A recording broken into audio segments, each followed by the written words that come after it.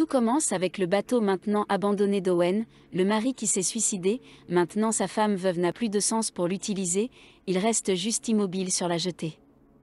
Les bruits de la nature de cette maison construite au milieu d'une forêt vierge à flanc de forêt, loin de tout signe de vie et de civilisation, ne se connectent à la ville que par une route sans lumière.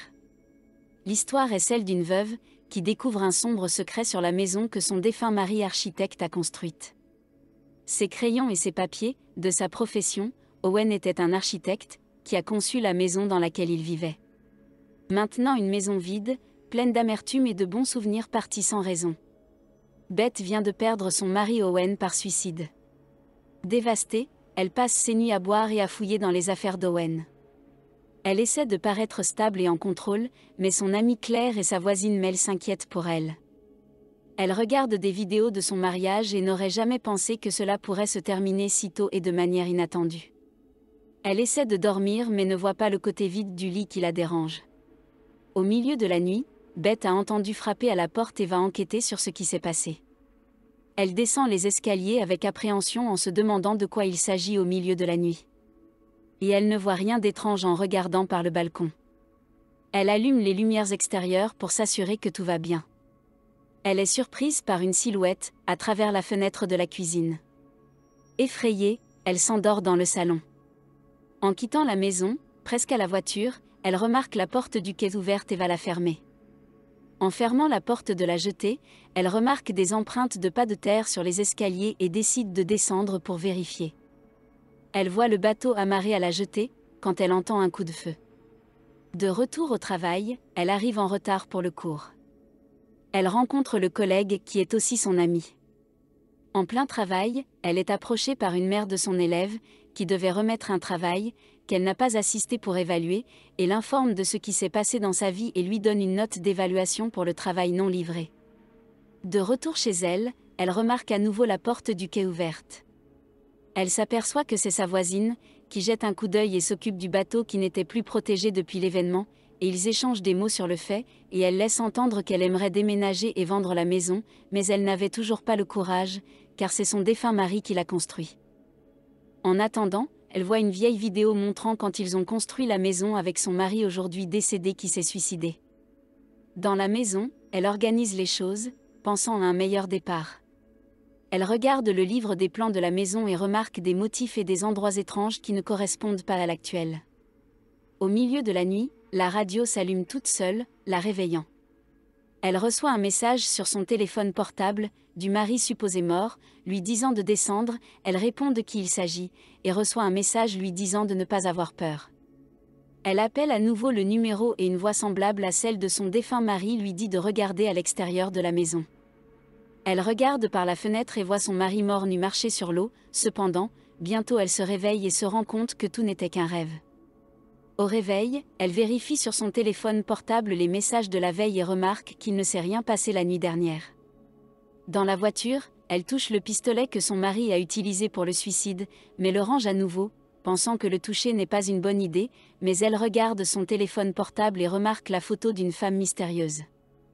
À son retour au travail, elle montre le téléphone portable de son mari à un collègue et remarque une photo d'une femme qui lui ressemble sur l'appareil, mais arrête bientôt de penser qu'il a peut-être eu une liaison extra-conjugale. Elle va dans un bar avec des amis et dit qu'il se passe des choses étranges chez elle, mais peut-être que ce n'est rien, mais elle finit par mettre ses amis mal à l'aise en l'évoquant et en leur demandant s'ils croient aux fantômes. Elle a même apporté la lettre de suicide à la rencontre d'amis qui n'ont décidément pas aimé ça du tout. Elle rentre chez elle avec son ami et s'endort en lui parlant. Elle se réveille seule avec un bruit fort et étrange, elle prend une lampe de poche et sort pour voir ce qui se passe. Elle entend des chuchotements et va enquêter sur ce qui s'est passé. Elle voit plusieurs femmes courir à travers les bois à moitié nues puis sauter hystériquement dans le lac, comme si elles fuyaient quelque chose qui les poursuivait. En regardant le lac, elle ne voit aucun signe des filles qui ont sauté. Elle se dirige vers le bateau pour voir si elle peut réparer quelque chose, mais en regardant le bateau, elle remarque des taches de sang partout. Elle sent une présence mystérieuse qui, lorsqu'elle la touche, la fait s'évanouir et monte dans le bateau. Alors qu'elle est allongée inconsciente sur le bateau, une lune de sang apparaît dans le ciel nuageux. À son réveil, elle se retrouve de l'autre côté du lac et voit une maison comme la sienne. Elle entend des soupirs disant qu'elle rêve et remarque plusieurs femmes qui viennent de se jeter dans le lac et que son mari est là aussi. Elle se demande s'il y a des clés là où elle les laisse habituellement, et elle les trouve, et quand elle entre dans la maison, elle se retrouve endormie, et quand elle se réveille, elle voit la porte ouverte. Réveillée, elle regarde l'ordinateur de son mari et voit des photos de plusieurs filles différentes, ce qui l'effraie, la laissant se demander pourquoi les photos sont. En se promenant dans la forêt, elle croise le voisin, et lui dit que j'ai vu des lumières d'une maison de l'autre côté du lac, mais il lui révèle qu'il n'y a pas de maison de l'autre côté du lac, que par le terrain il n'est pas possible de le construire. Marchant dans les bois, elle tombe sur une maison abandonnée. Elle entre dans la maison pour enquêter. Au cours de sa promenade, elle trouve une poupée vaudou. Elle va rencontrer le voisin, et lui révèle qu'il y a trouvé une maison abandonnée et une poupée vaudou, et il lui révèle qu'il a trouvé une fois son défunt mari avec une autre femme là-bas, mais on lui a dit de ne pas lui révéler cette information, ce qui ne fait qu'accroître ses soupçons d'une liaison extra-conjugale. Elle cherche dans les affaires de son mari quelque chose qui pourrait donner des indices sur ce qui s'est passé, et trouve un livre vaudou, Reading. Elle voit qu'il explique comment tromper et piéger des entités démoniaques à des fins personnelles. Au milieu de la recherche, elle laisse tomber accidentellement la poupée vaudou, et immédiatement elle entend des pas venant de l'étage supérieur de la maison, et avec courage, elle va enquêter. Tout en cherchant la source des pas, elle tombe sur une apparition hantée, lui faisant tomber une bouteille de whisky sur le sol, pleurant qu'elle a peut-être perdu la raison. Elle se rend à la librairie locale pour en savoir plus sur les livres vaudous, principalement pour voir ce que son mari y cherchait d'autre, s'il avait des livres qu'il avait commandés ou quels autres il avait pris. À la librairie, elle trouve la fille sur la photo sur son téléphone portable qui s'appelle Madeleine, qui était une employée, et elle dit que son mari était toujours là, et finit par lui parler de son suicide. Elle se rend chez son amie et dit qu'elle a trouvé la fille sur son téléphone portable et qu'elle lui a également demandé s'il avait une liaison, ce qu'elle a nié. Alors elle s'est demandé pourquoi elle avait sa photo, si ce n'était pas le cas une affaire, laquelle ce serait la raison. De retour à la maison, elle boit et lui dit de la laisser tranquille. Sur ce, elle entend frapper à la porte.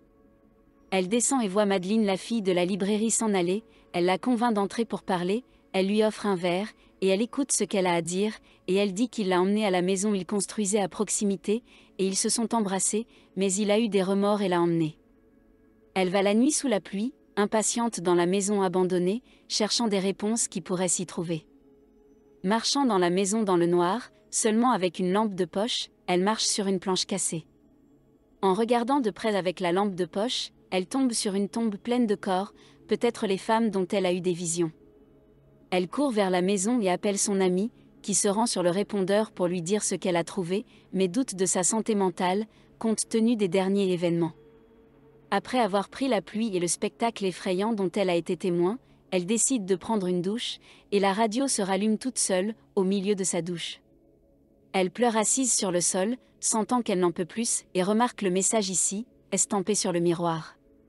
Elle sent et touche la présence, et appelle son mari, mais la présence répond que ce n'est pas lui, la laissant paniquer. Elle essaie de s'échapper, mais soudain la porte se verrouille et la laisse piéger dans la pièce. Elle se regarde dans le miroir et voit une fille attaquée et tuée par son mari. Elle est attaquée et se frappe la tête contre le miroir, se voyant maintenant de l'autre côté du miroir à sa grande consternation. Elle voit une fille se cacher sous le lit, et peu de temps après, son mari, traînant un corps dans la chambre. Elle voit une présence, qui la remarque, et elle descend en courant effrayée. Elle voit son mari avoir des rapports sexuels avec une autre femme, et y remarque cette présence malveillante. La maison déménage, et elle est emmenée de force et jetée au sol, et pour chaque pièce qu'elle passe, elle voit son mari tuer une femme différente.